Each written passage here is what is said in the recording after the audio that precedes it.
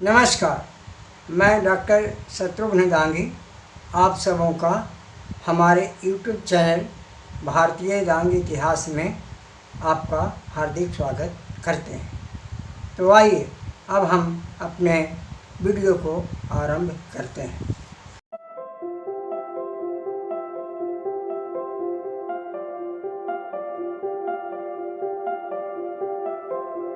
आज का विषय है कैसे भारत को लूटा गया।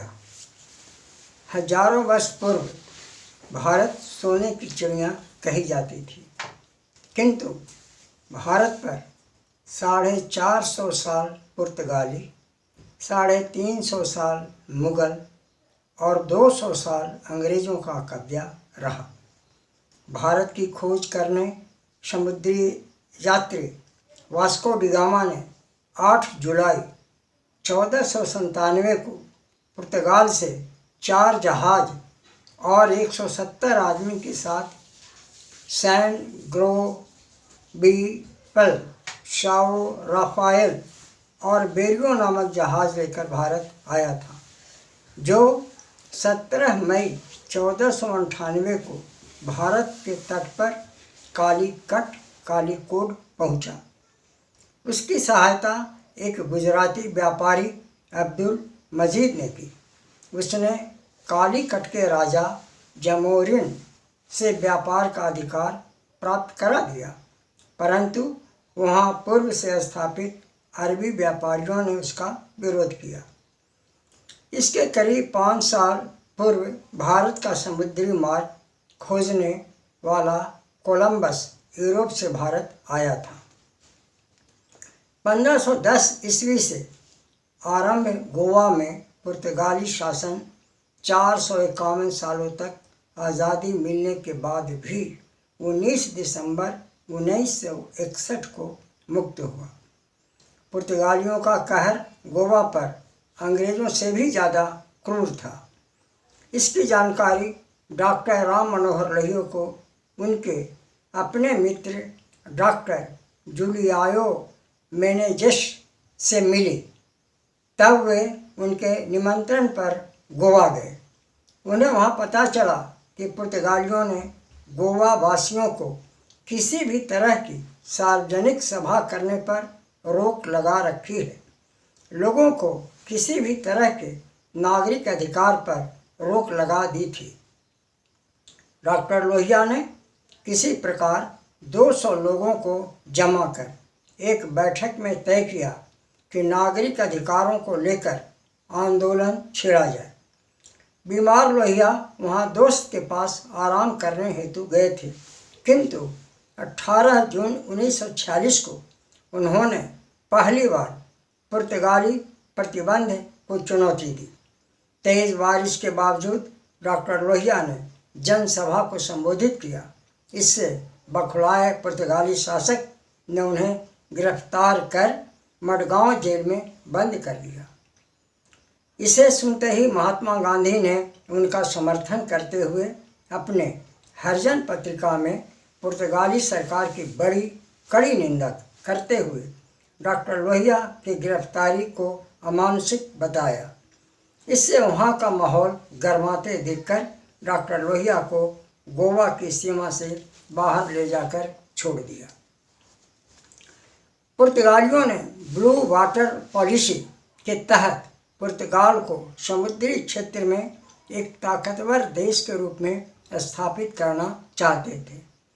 इसके लिए उन्होंने 1505 ईस्वी में भारत का पहला गवर्नर और वाइसराय फ्रांसिस्को डी अल्मीडा को नियुक्त किया। 1599 में जॉन मिल्टन हॉल नामक पहला अंग्रेज भारत आया। यद्यपि कि भारत की गुलामी की शुरुआत 1600 ईस्वी से आरंभ हो गई थी, जिसमें डच, फ्रांसीसी, पुर्तगाली, ईस्ट इंडिया कंपनी तथा ब्रिटिश राज देश के विभिन्न हिस्सों में अपना राज स्थापित कर लिए थे, किंतु संपूर्ण भारत को गुलाम अंग्रेज़ों ने ही किया। अंग्रेज़ों ने 200 साल में भारत की अरबों की संपत्ति लूटकर ब्रिटेन ले गए। पुर्तगालियों से गोवा की मुक्ति आज़ादी भारत को मिलने के 14 साल बाद 19 दिसंबर 1961 को भारतीय सैनिकों द्वारा 36 घंटे के भीतर कार्रवाई के बाद मिली थी। गोवा पूरी दुनिया में अपने सुंदर समुद्री किनारे तथा प्रसिद्ध स्थापत्य कला के लिए जाना जाता था। गोवा पुर्तगालियों का एक उपनिवेश था। 19 दिसंबर को गोवा मुक्ति दिवस आज भी वे प्रतिवर्ष मनाते हैं। भारत में जब मुगल राज था उसी समय 1510 ईस्वी में अल्फांसो द अल्बुकर्क के नेतृत्व में इस शहर पर कब्जा जमाया था। गोवा बिना संघर्ष के पुर्तगालियों के कब्जे में आ गया था। 1600 से 1675 तक उनका यहाँ स्वर्णिम इतिहास रहा। फिर 1809 ईस्वी से 1815 ईस्वी तक नेपोलियन के कब्जे में आ गया। फिर अंग्रेज़ों द्वारा एंग्लो पुर्तगाली गठबंधन द्वारा गोवा अपने आप अंग्रेज़ों के अधिकार क्षेत्र में आ गया। अंग्रेज़ों ने गोवा में भी हिंदुस्तान की तरह ही वहाँ के संसाधनों को जमकर लूटा। गोवा तथा उसके उपक्षेत्र दमन एवं दीव को भारत में संविधान के एक संघीय क्षेत्र के रूप में शामिल कर लिया गया। फिर 30 मई 1987 को इसे 56वें संविधान संशोधन के तहत अलग राज्य का दर्जा देकर यह भारत का आज 25वां राज्य बन गया। सन 1526 ईस्वी से 1700 ईस्वी तक भारत के अधिकांश हिस्सों में मुगलों का शासन रहा। एक करीब 250 साल तक भारत में शासन किए। 1556 ईस्वी में बाबर दिल्ली में मुगल साम्राज्य की स्थापना की। इस वंश का अंतिम शासक बहादुर शाह को दिल्ली के सिंहासन से हटाए जाने तक का काल इनका आता है। मुगलों ने ही भारत में जमींदारी की प्रथा चालू की थी। वे कुलीनों यानी जमींदारों से राजस्व की वसूली किसानों की उपज से लेकर बादशाह अपने खजाने में जमा करवाते थे। मसबदारों को नगद वेतन अथवा जागीर दी जाती थी। वे इनके माध्यम थे। मसबदार राज्य दरबार के उच्च अधिकारी होते थे। उनके पास राजनैतिक और प्रशासनिक अधिकार होते थे। जागीरदार का कार्य राज्य की ओर से कर वसूलना होता था एवं उसका हिसाब किताब रखना तथा वसूले गए राजस्व को मसबदार को सौंप देना था। मुगलों की देन के रूप में भारत को एक सूत्र में बांधना आता है। ताजमहल, लाल किला, बुलंद दरवाज़ा, आगरा किला आदि मुगलों ने ही बनवाए थे। वहीं इनका सबसे बड़ा काला अध्याय भारतीय संस्कृति को नष्ट करना भी है। हिंदुओं तथा बौद्धों के प्राचीन मंदिरों और मूर्तियों को तोड़ना, मूर्तियां भंजन करना, उनके स्थान पर मकबरा, मस्जिद आदि का निर्माण कर हिंदुओं तथा बौद्धों की आस्था पर ठेस पहुंचाना तथा विरासत को मिटा देना इनका मुख्य देन रहा।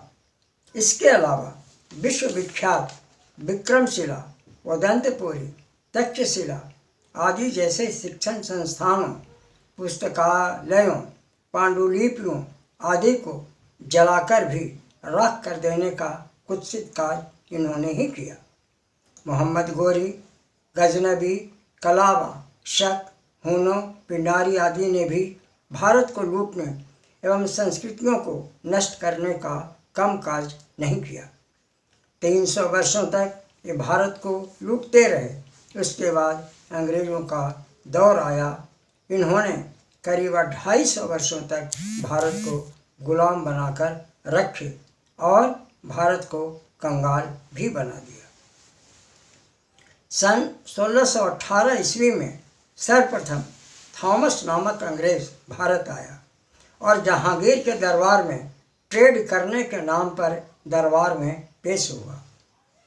बादशाह जहांगीर सीधे साधे थे।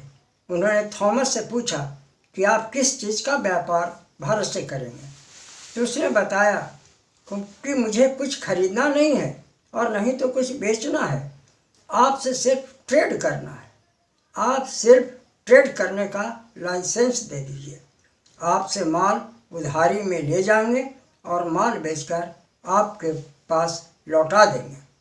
कुछ हिस्सा आपके खजाने में जमा कर दूंगा। सीधे साधे जहांगीर बादशाह ने उस दगाबाज अंग्रेज की बातों में फंसकर उसे लाइसेंस दे दिया। ट्रेड का मतलब लेन देन, सौदा करना, अदली बदली करना भी होता है। इसी का लाभ उसने आगे के दिनों में राजा को झांसा देकर किया। कीमती माल उन दिनों पानी के जहाज से बंगाल के व्यापारी अफ्रीका बेचने ले जाते थे। उसे ग्रेट ब्रिटेन के लोग माल लूट लेते, क्योंकि जहाज को समुद्र के किनारे इंग्लैंड होकर गुजरना पड़ता था। इस रास्ते भारत और चीन से भी जो भी जहाज जाते वे कीमती मालों से भरे होते थे। फिर अंग्रेज़ों ने एक चालाकी खेली और 31 दिसंबर सन 1600 में ब्रिटिश ईस्ट इंडिया नाम की कंपनी की स्थापना की। इसे ब्रिटेन की महारानी क्वीन एलिजाबेथ ने भी इन्हें व्यापार भारत के साथ करने के लिए 21 सालों तक की छूट दे दी। अब क्या था, यह तो एक निजी व्यापार की कंपनी थी। इसका संस्थापक जॉन वाट्स था। उसने इसका मुख्यालय लंदन में बनाया। सन 1608 ईस्वी में सूरत के बंदरगाह पर कंपनी का पहली बार जहाज भारत आया और उसने जमकर लूट मचाई। वे भारत के व्यापारियों को लूटते और उस पैसे से अंग्रेज़ों को रोजगार देते तथा लूटने हेतु सेना तैयार करते। वे बड़े बड़े भारत के उद्योगपतियों, करोड़पतियों को चिट्ठी भेजते कि तुम इतना पैसा दे दो, नहीं तो तुम्हारा कारोबार लूट लेंगे।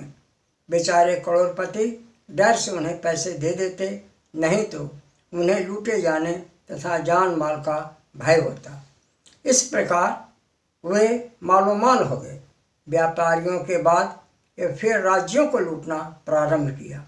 उनमें जीवाजी राव सिंधिया या डर से उन्हें चुपचाप पैसे दे देते। उसी प्रकार हैदराबाद निज़ाम, जयपुर का राजा आदि भी शामिल हैं। किंतु बहादुर झांसी की रानी लक्ष्मीबाई, कितूर की रानी चन्नम्मा, उदयपुर का राजा आदि ने अपना राज उन्हें नहीं सौंपा।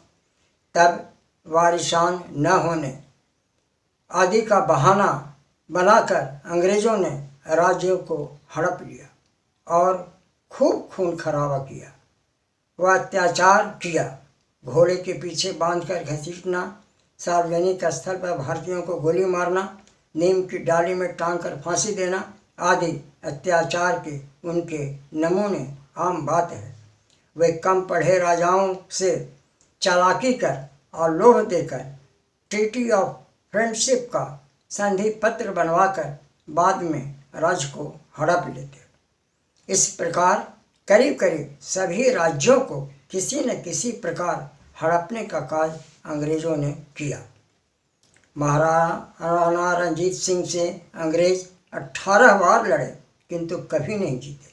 फिर भी भारत के गद्दारों ने ही भारत को गुलाम बनाया। एक उदाहरण बंगाल को ही ले लें।